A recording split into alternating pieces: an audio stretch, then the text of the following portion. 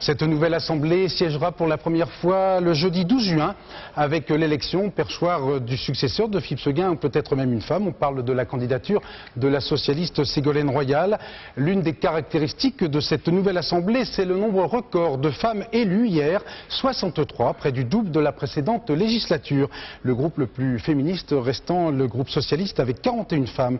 Exemple, Nicole Bricq, élue à Meaux, où elle a battu le candidat RPR, Jean-François Copé, un proche d'Alain Juppé.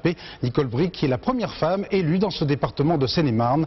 Reportage Maryse Burgot, Virgile Liato. Alors par où je rentre maintenant? Faut refaire tout le tour. Ah oui, c'est ça. Faut que je refasse tout le tour. Bon. Elle n'avait pas mis les pieds au bureau depuis un mois, absente pour cause de campagne électorale.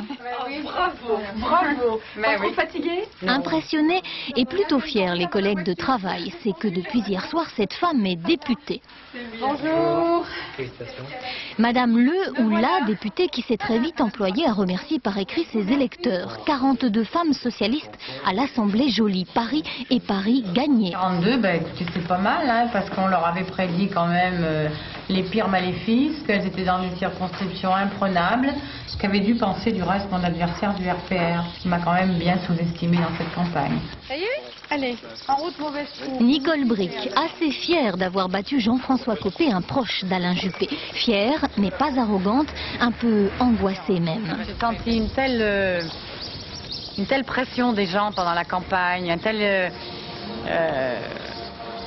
que vraiment je me dis il faut y arriver quoi.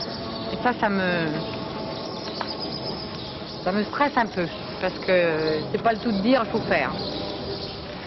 Sur les bancs de l'hémicycle, elle promet qu'elle n'oubliera jamais ses engagements. Le pouvoir ne lui montera pas à la tête et c'est, dit-elle, peut-être là qu'est la différence avec certains hommes. Et en plus, elles ont une capacité à rebondir plus importante, c'est-à-dire que la défaite chez elles est toujours une étape, une manière de corriger des erreurs, et la victoire vient de surcroît. Elle n'est pas forcément l'objectif, donc je pense qu'on apporte ça, et puis sans doute un sens du concret plus important. Hein. Toutes tendances politiques confondues, elles seront 62 femmes à l'Assemblée, 62 femmes et 515 hommes.